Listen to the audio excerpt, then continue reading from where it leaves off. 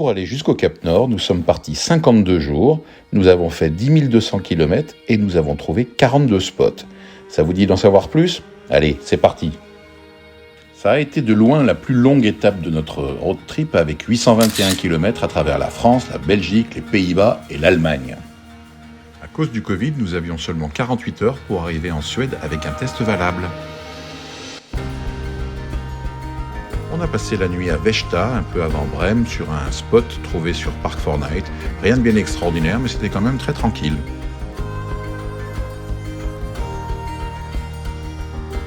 Nous avons repris la route au petit matin du deuxième jour pour une étape un peu moins longue, mais qui faisait quand même 589 km. Pour éviter trop de fatigue, nous avons pris le ferry à Puttgarden, au nord de l'Allemagne, pour rejoindre le Danemark, que nous avons traversé, puis nous avons pris le tunnel-pont qui relie le Danemark à la Suède, et nous étions bien contents d'arriver avant le délai de 48 heures. C'est là, près de Ludwigsborg, que nous avons trouvé l'un des plus beaux spots de notre road trip, au bord d'un lac où nous étions tout seuls le soir, au milieu de la nature, un souvenir magnifique.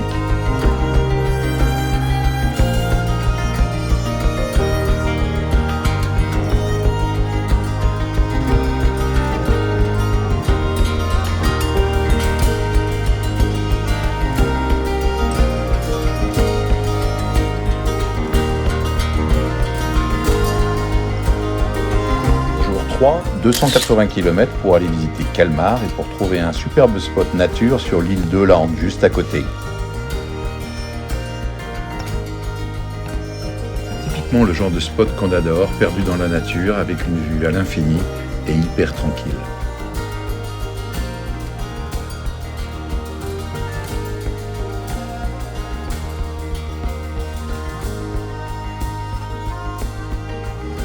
Destination Stockholm le 4e jour avec 450 km de belle nationale.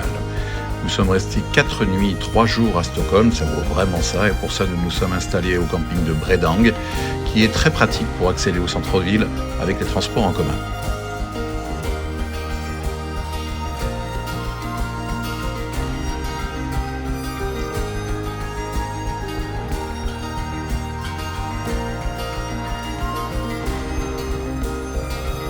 Après 3 très belles journées de visite de Stockholm, nous avons repris notre long chemin vers le Cap Nord en prenant la route du Nord, en longeant le golfe de Botnie, en nous y arrêtant de temps en temps pour pique-niquer, pour faire une pause.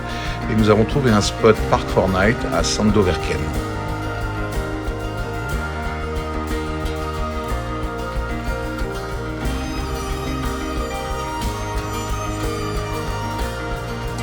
Nouvelle longue, voire très longue étape en ce 9e jour. 466 km pour rejoindre Luleå, ça s'écrit comme ça mais ça se prononce en fait Luleå, et plus particulièrement Gammelstad, un village-église qui se trouve à proximité. Il y a 2 stationnements possibles à Gammelstad, nous avons choisi celui à côté de l'écomusée, et je dois dire que c'était particulièrement cool.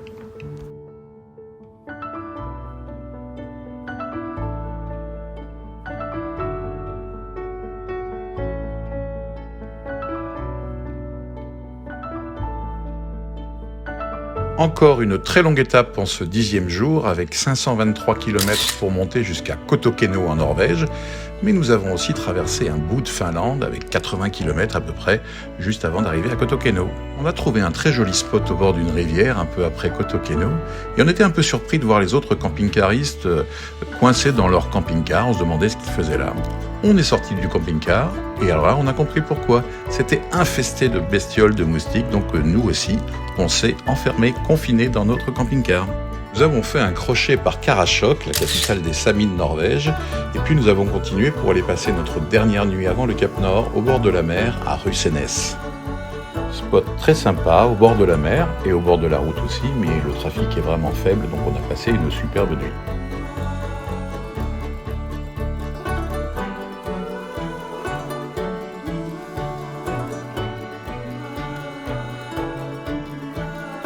« 5 juillet.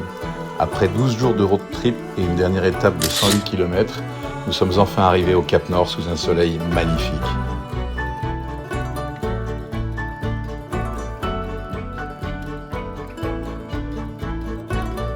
J'ai regardé mon compteur et là j'ai vu que nous avions fait 3999,8 km depuis notre départ de Normandie. Même pas foutu de faire 4000. Pour info, le péage du Cap Nord ne concerne que l'accès au bâtiment dans lequel il y a des musées. Si vous souhaitez juste vous stationner, vous précisez Just Parking en arrivant et vous pourrez le faire gratuitement.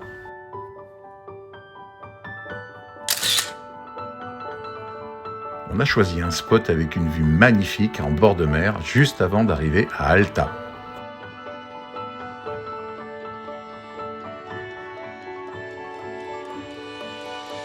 D'ailleurs, on a trouvé que ça s'arrosait.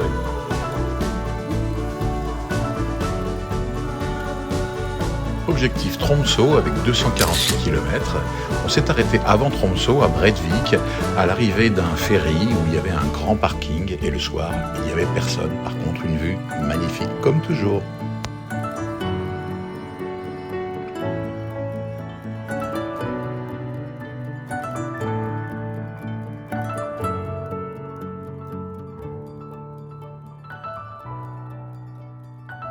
Une toute petite étape de 66 km pour rejoindre Tromsø. Là, nous avons choisi un spot Park Fortnite, un peu à l'extérieur, qui a l'avantage d'être gratuit, même s'il n'a pas beaucoup de charme, mais il est tranquille et encore une fois gratuit.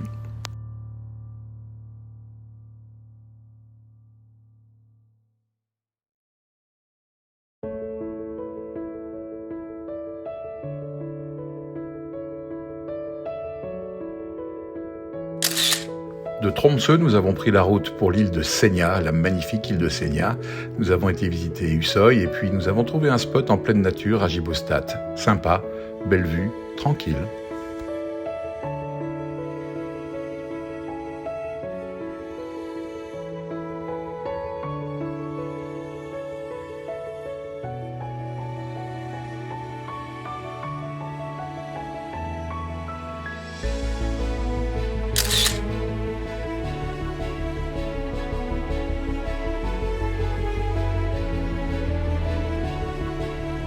Toute petite étape ce 10 juillet pour profiter à fond de Senja Open et Mefjordvær. C'est probablement l'un de nos spots préférés de notre road trip, tout au bout du village, à Mefjordvær, avec la vue sur la mer, avec les oiseaux, avec la montagne et des balades magnifiques.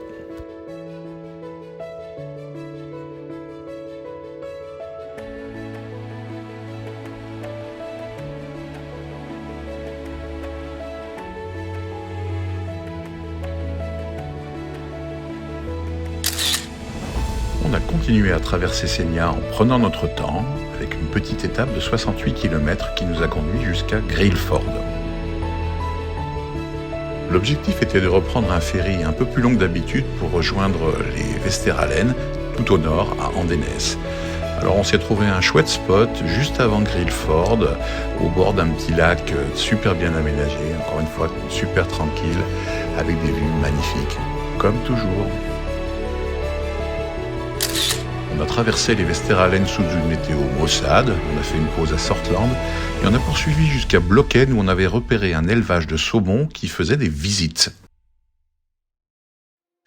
On est arrivé le soir juste avant la fermeture et on a demandé l'autorisation de garer le camping-car sur le parking, juste à côté des bureaux et de l'embarcadère. Et on a passé une super nuit tranquille, tout seul dans cet endroit magnifique. Et le lendemain matin, on a pu aller visiter l'élevage de saumon. Tout à fait passionnant et avec une dégustation à la clé, c'était carrément top.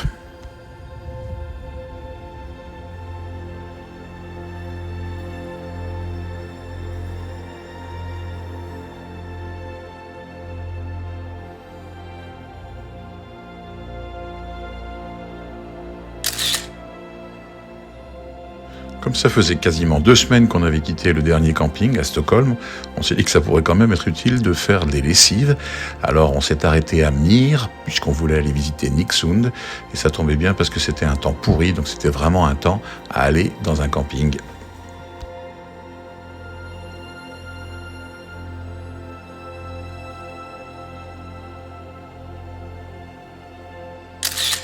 Le 14 juillet, on a retraversé les Vesteralen pour aller prendre un ferry à Melbo.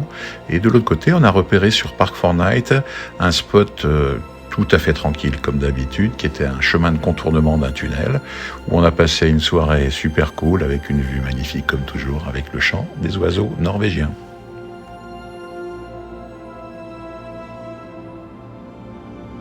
On se souviendra longtemps de ce 15 juillet, puisque c'est là qu'on a vécu notre première tempête en camping-car. Des vents à plus de 120 km/h qui secouaient le camping-car, et à l'intérieur, je peux vous dire que les passagers ont serré les fesses. Alors on a cherché un spot pour se mettre à l'abri, ça a été un peu compliqué, et on a fini par en trouver un dans un petit village qui s'appelle Gimsoy, sur le parking d'une échoppe, qu'on était bien content de trouver le lendemain pour prendre un café. Changement complet de décor et d'atmosphère le lendemain avec le village de Nusfjord qu'on a visité avec grand plaisir. Mais par contre, on ne peut pas y passer la nuit en camping-car. Donc on s'est trouvé un spot 2 ou 3 kilomètres avant le village, sur un petit parking en bord de rivière. Toujours cool, toujours magnifique.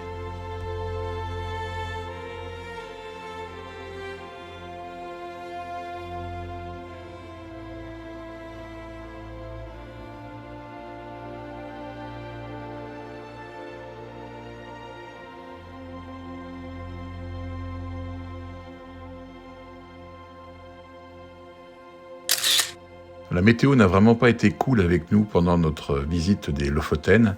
Alors on est allé vers le sud pour aller visiter Hamnøy, Rennes, A ou O comme on prononce, un village, une lettre. Et puis on a décidé d'anticiper notre départ et de reprendre le ferry à Moskenes pour traverser jusqu'à Bodø. Là on a trouvé un parking au bord de route, pas terrible, mais il n'y avait quand même pas beaucoup de choix, donc on a fini par se contenter de celui-ci. Après notre arrivée en ferry à Bodø, on a décidé de poursuivre notre route pour quelques kilomètres et on a repéré un spot sur Park Fortnite dans un coin assez joli, mais si on avait eu du beau temps, on aurait pu en profiter, ce qui n'a pas vraiment été le cas. C'était juste avant Salstraumen où se trouve un maelstrom fameux.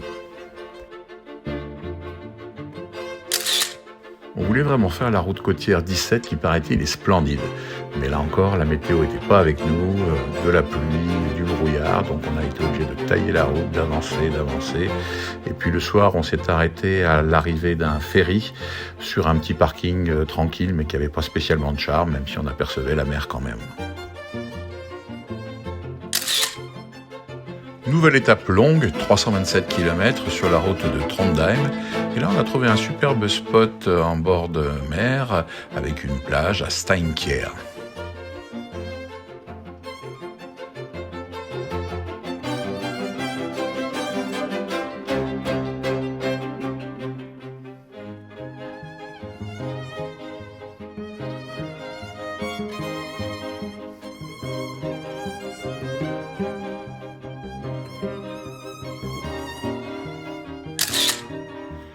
Étape courte pour rejoindre Trondheim, où là on a fait un choix raisonnable en allant dans une aire de camping-car qui n'avait vraiment rien de glamour, mais par contre qui est très proche du centre-ville pour aller à pied, et Trondheim ça vaut vraiment la visite.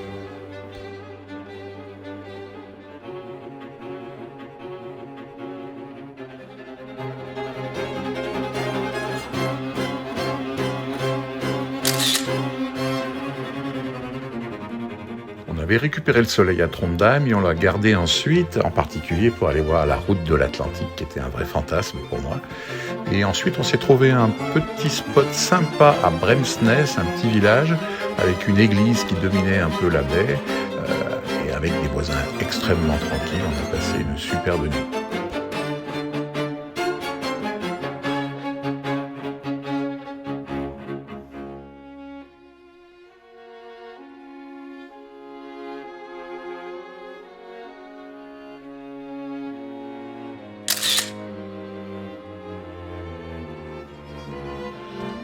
Ålesund ou Ålesund, comme on dit en norvégien, on a fait aussi le choix, comme à Trondheim, de prendre une aire de camping-car.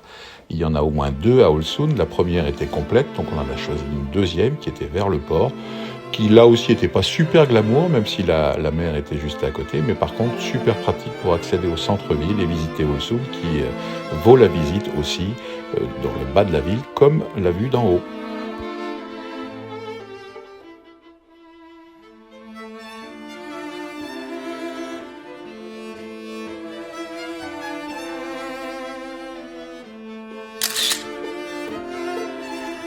Retour vers l'intérieur pour cette nouvelle étape, puisque comme tout bon touriste, on voulait absolument faire la route des trolls, et franchement ça vaut le coup.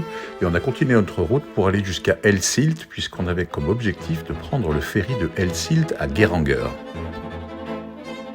On a trouvé un spot un peu à l'arrache avant Elsilt et on s'est aperçu que c'était le parking d'un champ de tir qui n'était pas en fonctionnement, donc on a passé une soirée également très tranquille.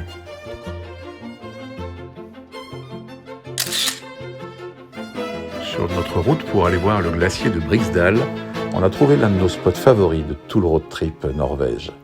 C'était un parking avec 3 ou 4 emplacements à proximité du lac et avec une vue incroyable sur le glacier tout au fond.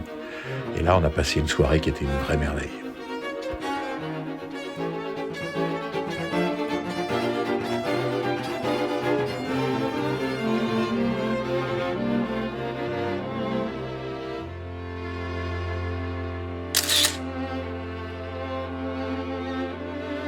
C'est à l'Homme qu'on a vu notre première église en bois de gouffre, la première d'une série, et on a trouvé un spot Park Fortnite un peu à l'extérieur de la ville, tranquille, là encore au bord de l'eau.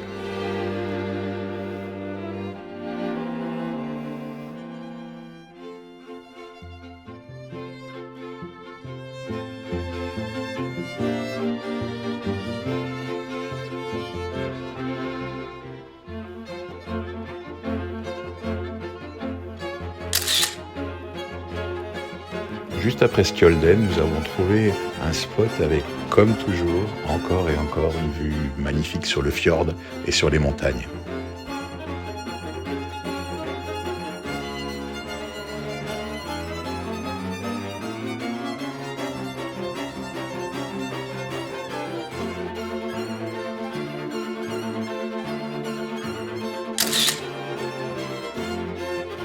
Sur la route de Bergen, nous avons fait le détour par Borgund pour aller voir une magnifique église en bois de boue, bien connue. Et ensuite, nous avons poursuivi notre route pour trouver un spot dans la région de Voss. Un spot pas forcément super glamour, encore une fois, mais qui avait l'avantage d'être facile d'accès et plat.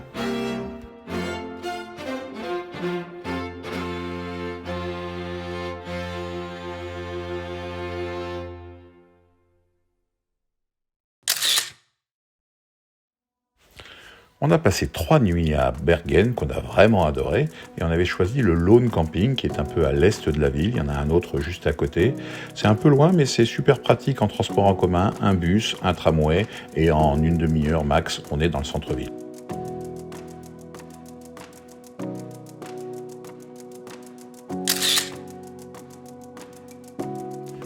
Hardangerfjord. C'est un autre de nos spots coup de cœur. On a trouvé un endroit juste au bord du fjord. Il y avait des cerises à vendre, comme c'est souvent le cas en Norvège. Une vue extraordinaire avec des nuages qui se reflétaient dans l'eau, un moment magique.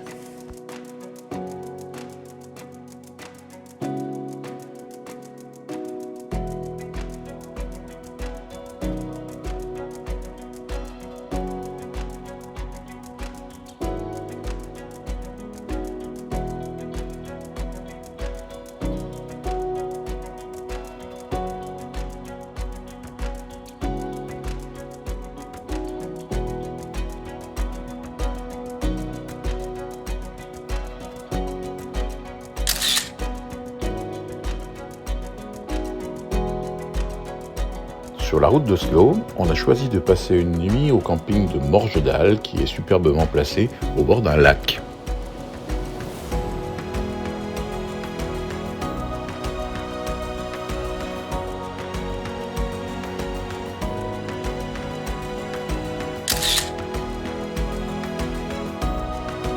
En roulant vers Oslo, nous nous sommes bien entendu arrêtés à l'église en bois de boue d'Edal, qui est la plus grande de Norvège.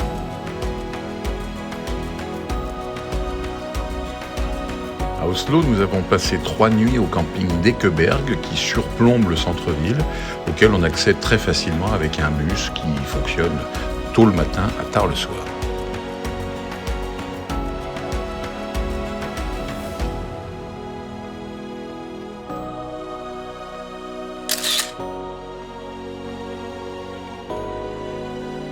On a quitté la Norvège pour retrouver la Suède où nous avons fait une pause à Fjällbacka, bien entendu. On a trouvé un spot charmant pour le soir à Gerlesborg. Ce spot était juste à côté d'un restaurant où on a dîné le soir et on a passé une soirée super sympa.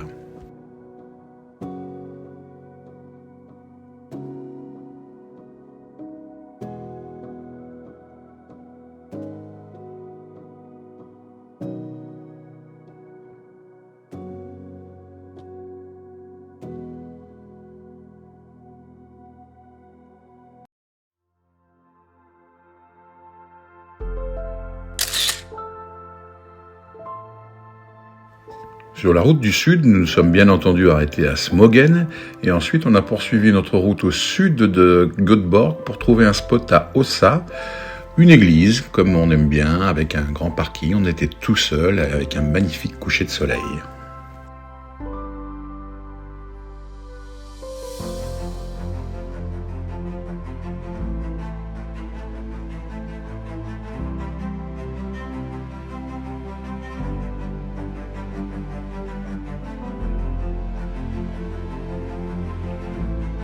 250 km destination Copenhague. On a pris le ferry à Helsingborg et traversé jusqu'à Elseneur où on a jeté un coup d'œil au château d'Hamlet. On a vraiment adoré Copenhague, alors on y a passé 4 nuits au camping de Bella Hoj, qui n'a franchement rien d'extraordinaire en dehors du fait d'avoir des transports en commun très proches pour accéder rapidement au centre-ville.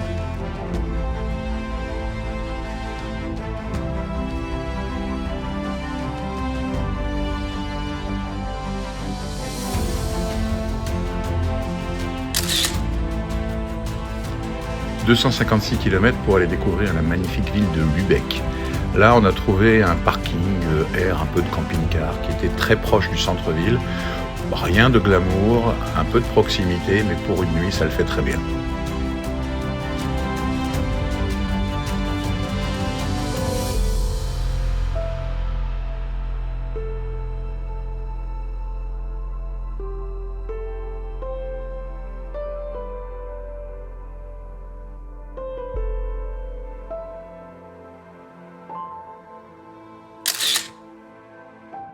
Il fallait bien traverser l'Allemagne pour retourner chez nous, et ceux qui ont déjà fait ce voyage savent à quel point c'est pénible, ces autoroutes avec les bouchons, le monde qu'il y a.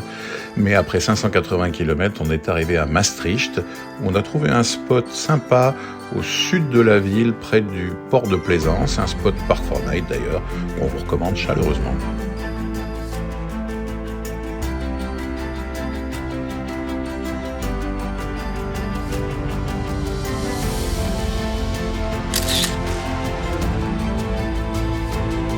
Pour notre dernière nuit avant de retrouver nos pénates, on s'est arrêté dans la famille, dans le pays de Bray. C'était bien cool. La 53e étape de notre road trip a été courte et on est arrivé chez nous avec un peu de nostalgie de devoir quitter le camping-car, mais aussi heureux de retrouver la maison.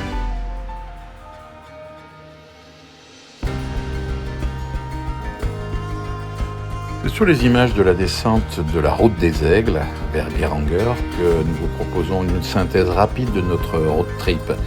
Nous sommes partis 53 jours, nous avons découvert 42 spots, 8 campings payants et 34 aires gratuites.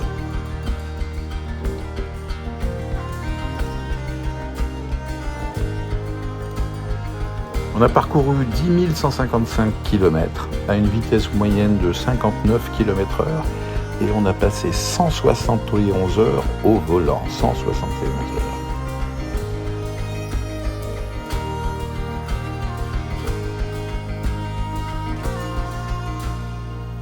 Si vous souhaitez en savoir plus sur ce road trip et surtout voir beaucoup plus d'images, beaucoup plus détaillées, allez regarder les 10 vidéos que nous avons tournées. Elles sont accessibles sur la chaîne Eldora Drone.